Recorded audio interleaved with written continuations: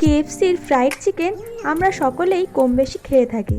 কোনোদিন fried beef ভেবেছেন কি? তাহলে চলুন রেসিপিটি দেখে নেওয়া যাক। Hello everyone, welcome back to my channel. আমি জুমা চলে এসেছি আরও একটি নতুন রেসিপি নিয়ে। ফ্রাইড বিফ বানাতে লাগছে আমাদের 300 গ্রাম সেদ্ধ করা গরুর মাংস, ব্রেড ক্রাম্বস, ময়দা ও কর্নফ্লাওয়ার, একটা ডিম, হাফ কাপ মিল্ক, পেঁয়াজ বাটা 1 টেবিল স্পুন, 1 টেবিল স্পুন আদা রসুন বাটা, হলুদ ও লঙ্কার গুঁড়ো হাফ টেবিল স্পুন, লবণ, ধনিয়া ও গোলমরিচের গুঁড়ো 2 tablespoon, tomato ketchup 2 tablespoon, soya sauce আর ফ্রাই করার জন্য সাদা তেল। প্রথমেই আমি মাংসের মধ্যে আদা রসুন বাটা দিয়ে দিলাম। দিয়ে দিচ্ছি বেটে রাখা পেঁয়াজ, দিচ্ছি হলুদ ও শুকনো লঙ্কার গুঁড়ো,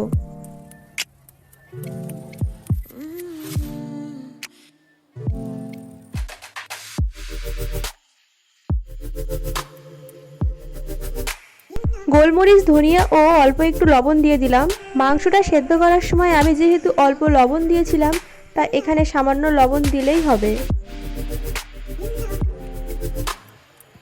দিয়ে দিচ্ছি টমেটো কেচাপ। দেখুন পাত্রের গায়ে এখনও অনেকটাই টমেটো কেচাপ লেগে আছে, তাই আমি হাত দিয়ে এইভাবে নিয়ে নিচ্ছি।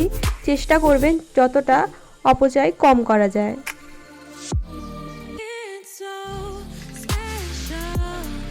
আর সবশেষে দিয়ে দিলাম সয়া সস। সবগুলি উপকরণকে পরিষ্কার হাতে ভালোভাবে মাখিয়ে নিন। মশলাগুলোকে মাংসের সঙ্গে ভালোভাবে মিশিয়ে নিতে হবে। মাংসের ভেতর পর্যন্ত মশলার স্বাদ পাওয়ার জন্য আপনাকে ধৈর্য সহকারে এটি করতে হবে। গরুর মাংস সেদ্ধ করতে একটু বেশি টাইম লাগে, তাই আমি প্রেসার কুকারে মাংসগুলো সিদ্ধ করে নিয়েছিলাম অল্প একটু লবণ দিয়ে। আমি এটি খুব সুন্দরভাবে ম্যারিনেট করে নিয়েছি। এরপর ঢাকনা চাপা দিয়ে 30 মিনিটের জন্য রেস্টে রেখে দেব। অপরদিকে আমি মিল্কের পাত্রটা নিয়ে নিয়েছি। এর মধ্যে আমি একটি মুরগির ডিম ফাটিয়ে দিয়ে দিচ্ছি।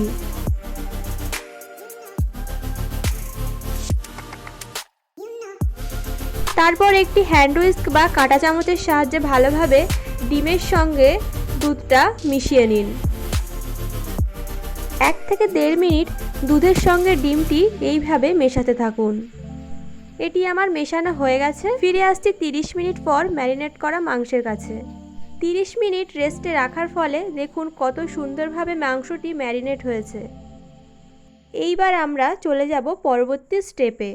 এখানে আমি যেই আলাদা আলাদাভাবে ব্রেড ক্রাম্বস, ময়দা ও কর্নফ্লাওয়ার নিয়েছিলাম, এই 3টি উপকরণ ভালোভাবে মিশিয়ে নিতে হবে। ভালোভাবে আমি মিশিয়ে নিয়েছি। তারপর অল্প একটু ম্যারিনেট করা মাংস নিয়ে ময়দা, কর্নফ্লাওয়ার ও ব্রেড ক্রাম্বসের মিশ্রণে দিয়ে দিলাম। ভালোভাবে কোট করে নিতে হবে। দেখুন আমি ভালোভাবে কোট করে নিচ্ছি। আরও কিছুটা ম্যারিনেট করা মাংস মিশ্রণে দিয়ে দিলাম।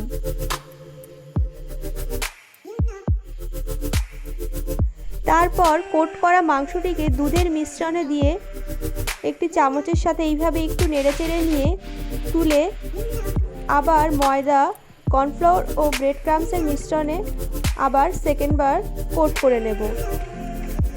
দেখুন একটা আমার কোট করা হয়ে গেছে। এইভাবে সেম প্রসেসে বাকিগুলোও কোট করে নেব। আবার অন্য একটা ম্যারিনেট করা মাংস ময়দার মিশ্রণে কোট করে দুধের মিশ্রণে দিয়ে একইভাবে ময়দার মিশ্রণে আবারও কোট করে দেখুন এটি কত সুন্দরভাবে কোট করা হয়ে গেছে। এইভাবে সেম প্রসেসে একে একে সবগুলো কোট করে নিতে হবে। এই রেসিপিটা বাড়িতে অবশ্যই ট্রাই করে দেখবেন। বাচ্চা থেকে বড় সবারই আশা করি খুবই পছন্দ হবে। একটু ধৈর্য সহকারে সবগুলো ম্যারিনেট করা মাংস এইভাবে কোট করে নিতে হবে।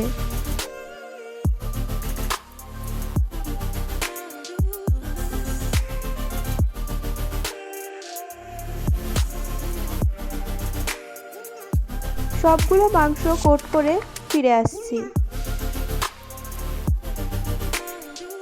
দেখুন আমার সবগুলো মাংস কোট করা হয়ে গেছে। দেখুন 300 গ্রাম মাংস থেকে কতগুলো পিস হয়েছে। মাংসগুলো এখন ফ্রাই করার জন্য পুরোপুরিভাবে রেডি। চলে যাব সরাসরি চুলার কাছে। চুলাতে একটি ফ্রাইং প্যান বসিয়ে আমি পরিমাণ মতো সাদা তেল দিয়ে দিচ্ছি। তেলটা গরম হতে দেব। দেখুন তেলটা আস্তে আস্তে গরম হয়ে আসছে। তেল গরম হয়ে গেলে আমরা এর মধ্যে একে একে কোট করা মাংসগুলো ছেড়ে দেব। একটু সাবধানে মাংসগুলো তেলের ওপরে ছাড়বেন। বেশি তাড়াহুড়ো করতে গেলে তেল ছিটিয়ে হাতে ফোসকা পড়তে পারে, তাই এই কাজটি একটু সাবধানে করতে হবে।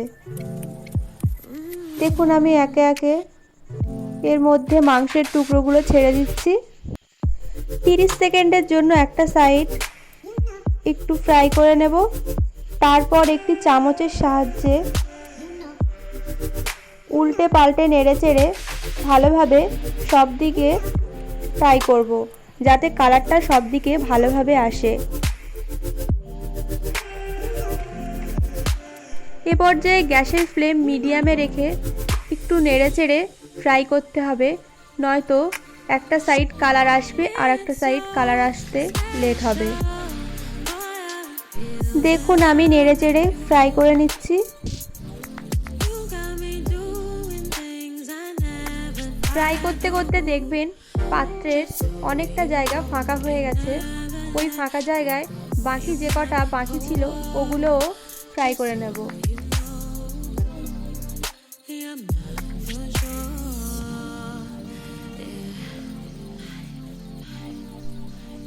একটু নেড়ে চেড়ে ধৈর্য সহকারে 7 থেকে 10 মিনিট মিডিয়াম ফ্লেমে এটি ফ্রাই করে নিতে হবে।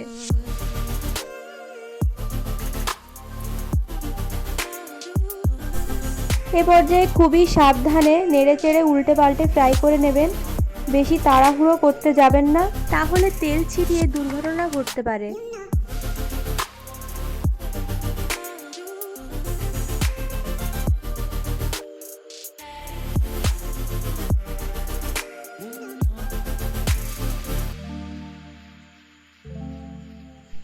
এগুলো আমার প্রায় ভাজা হয়ে গেছে। এগুলো আর আমি 2 মিনিট মতো ফ্রাই করে নেব।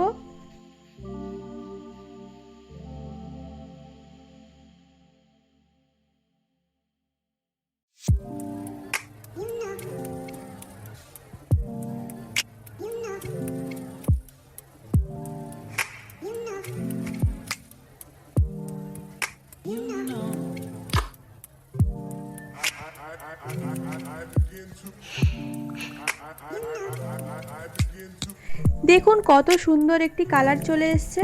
আপনারা যদি এর থেকেও বেশি কালার আনতে চান তাহলে একটু বেশিক্ষণ ধরে ফ্রাই করবেন। আমি এখানে এই পর্যায়ে এটি নামিয়ে নিচ্ছি। একটা প্লেটে ট্রান্সফার করে নিচ্ছি।